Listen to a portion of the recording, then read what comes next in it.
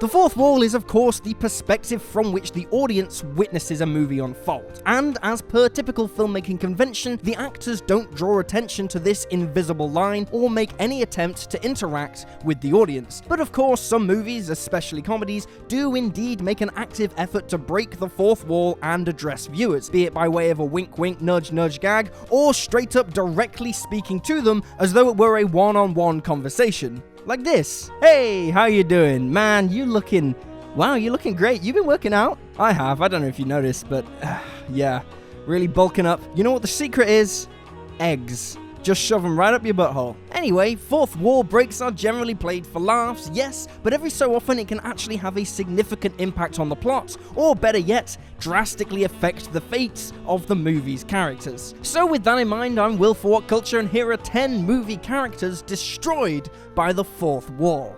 Number 10, Ash, Alien. An unusual entry to kick off with because this fourth wall break was entirely unintentional by the film's creators. However, not only is it strange that the filmmakers chose to leave it in, but it also serves as a crucially important moment in how the entire film plays out from that point. Despite boasting all the ruthlessness you'd expect from a malevolent android, Alien's Ash is eventually disabled by the combined efforts of the Nostromo's remaining crew, even if things almost went very differently. While Ash attempts to murder Ripley, there's a noticeable real-life goof in the movie where the camera operator bumps into some wind chimes aboard the ship. And so later in the scene, when Ash tries to suffocate Ripley with a magazine, he's interrupted by Parker before he can finish the job. Were it not for the cameraman tearing down the fourth wall and confusing Ash for a few valuable seconds, Ripley most likely would have succumbed to the attack and died. Instead, Ripley was saved and Ash ended up decapitated and torched for his troubles. Number 9, Anne and George, Funny Games.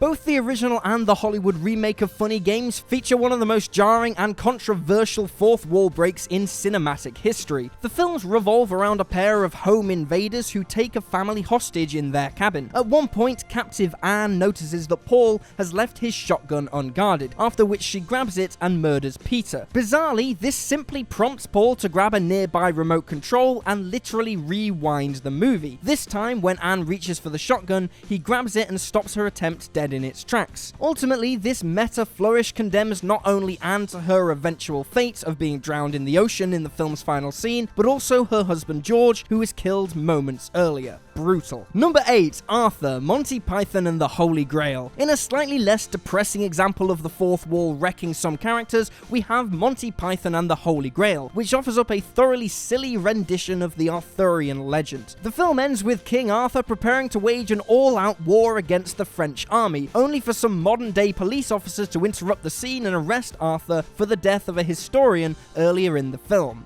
The end. While he at least survived, his plans were thoroughly scuppered by an insanely unexpected fourth wall break which, hilariously enough, was only conceived by the Python crew due to budgetary constraints. Number 7, Stefan, Black Mirror Bandersnatch. The entire conceit of Black Mirror Bandersnatch is that the viewer, or is it the player, is able to influence the story by making decisions at various branching intervals, as an evolution of classic choose-your-own-adventure stories. Bandersnatch follows young computer programmer Stefan Butler as he attempts to adapt a fantasy choose-your-own-adventure novel into a video game, and promptly begins to lose grasp of his own sanity. In typical Black Mirror fashion, most of Bandersnatch's endings don't go well for Stefan, and regardless of audience intent, he typically either ends up dead, in jail, or having totally lost his mind. Though it's only natural that the more committed fans tried to seek out a true happy ending for Stefan, he's pretty much condemned to suffer no matter how many times you try to spare him a grim fate. I mean, it's Black Mirror, come on. Number 6, The Boom Operator, Spaceballs. In the case of Mel Brooks' fantastic 1987 Star Wars spoof Spaceballs, the audience wasn't even aware that this character was indeed a character until they were dragged kicking and screaming into the movie. During the climactic lightsaber battle between Han Solo knockoff Lone Star and Darth Vader substitute Dark Helmet, the supervillain ends up slashing his lightsaber too far left and strikes the film's crew member operating the boom microphone. The fourth wall got destroyed by a lightsaber, taking this poor with it. Number 5, Donald, John, and Susan adaptation. Charlie Kaufman's masterful 2002 meta-comedy adaptation cast Nicolas Cage as two twin brothers, Charlie and Donald Kaufman, the former a struggling writer attempting to adapt Susan Orlean's The Orchid Thief into a movie screenplay. The film effectively chronicles the real Charlie Kaufman's attempt to adapt The Orchid Thief amid crushing writer's block, and the result is a gloriously self-aware exercise in an artist working out his inner torment. Though for its first 2 acts, adaptation is a ferociously unique and dementedly hilarious character study, the final reel shifts gears to transform it into the very cliched schlock that Charlie himself was trying to avoid while adapting the book. Act 3 becomes a more conventional thriller-type film, with Donald being killed in a car accident, the real-life orchid thief John getting eaten by an alligator, and Orlean herself being arrested for trying to have Charlie killed. And so 3 major characters were led to their unpleasant fate in the pursuit of a hilariously tongue-in-cheek Hollywood finale, which also concludes on an uncharacteristically hopeful note for Charlie,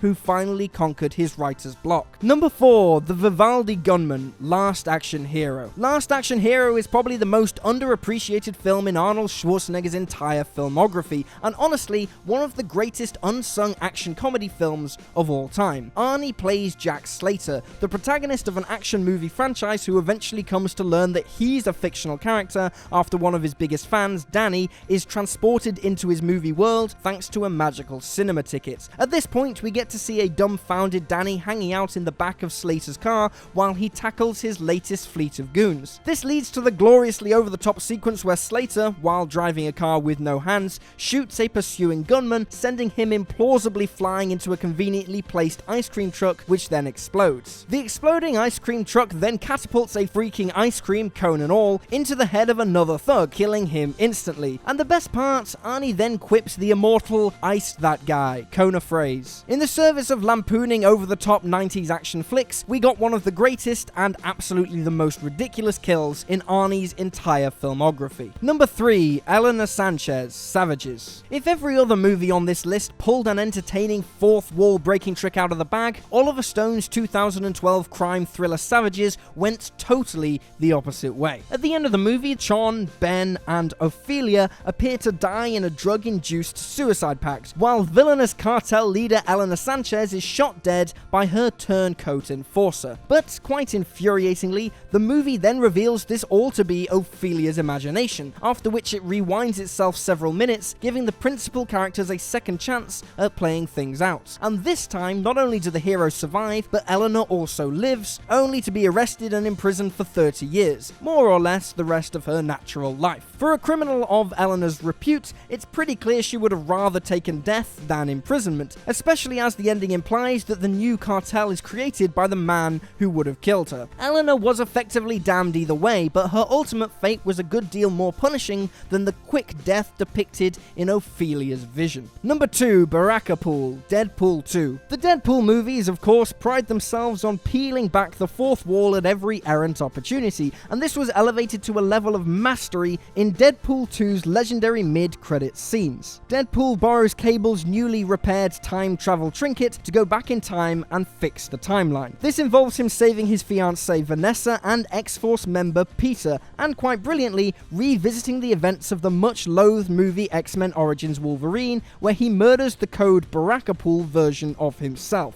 Even though Origins Wolverine was effectively wiped from the X-Men continuity by Days of Future Past, it sure was satisfying to see the movie's wretched approximation of Deadpool finally taken out for good. And if we want to go one level deeper, let's not forget that Deadpool then goes on to murder a circa 2010 Ryan Reynolds in the next mid-credit scene just before he can go on to sign up for Green Lantern. Number 1, The Wheelchair Guy, Rubber. Rubber is one of the most creative and downright insane movies of the last 10 years. The plot follows a sentient tire, Robert, which stalks the Californian desert and murders people by exploding them with its psychic abilities. The movie has a meta-frame narrative where a group of people in the desert watch the film's events, effectively acting as audience members, and the film repeatedly cuts back to the crowd throughout the film as they pass comment on recent scenes. This leads to a fantastic payoff at the end of Rubber when Robert's tire form is destroyed and he's reincarnated as a tricycle. One of the few remaining audience members is a man in a wheelchair who is confronted by Robert and insists that he's not a character in the movie but simply a spectator and therefore can't be killed. Moments later, Robert then defies this by exploding his body into meaty chunks before amassing an army of tires and heading to Hollywood, presumably to continue his murderous tirey rampage. As the ultimate statement on audience complicity and a hilariously gnarly gag on its own merits, this was terrifically satisfying. The wheelchair guy thought he was safe behind the veneer of the movie, but alas, the fourth wall gladly offered him up for the slaughter. And there you have it, folks, 10 movie characters destroyed by the fourth wall. Feel free to drop this video a like if you enjoyed it, and drop me a follow on Twitter at YouSlyDogU. I'm Will for Whatculture, thanks for hanging out, and I'll see you next time.